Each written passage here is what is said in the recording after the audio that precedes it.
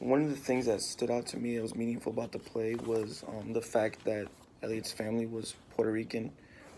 This stood out to me because like of all the racial incidents that are going on like in today's world.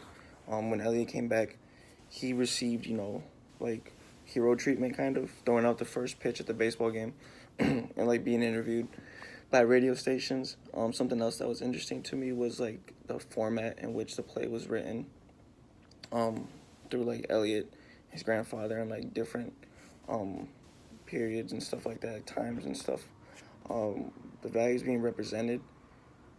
I said tradition, just because of the fact that like his grandfather, his father, like they were in wars and stuff like that, and they passed down their war stories um, to each generation. And for the third question, the word I circled was Boricua, which refers to like Puerto Rican people. Um, it said especially ones who live in the United States, so which is where this play takes place. So they were referred to as Boricuas. Um, the word fuge or fugi. There were two definitions, and I wrote both of them down because I feel like they both play a part into the title. The first definition was a musical composition, which is repeated.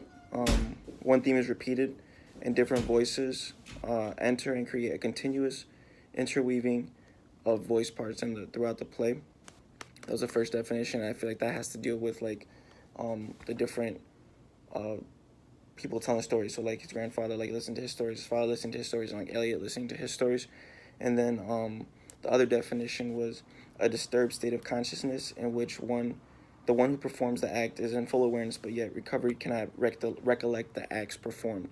So like I felt like this tied into kind of like some PTSD type situations. So I feel like the word fugi or fuge, however you pronounce it, was actually used to deal with like both of those senses.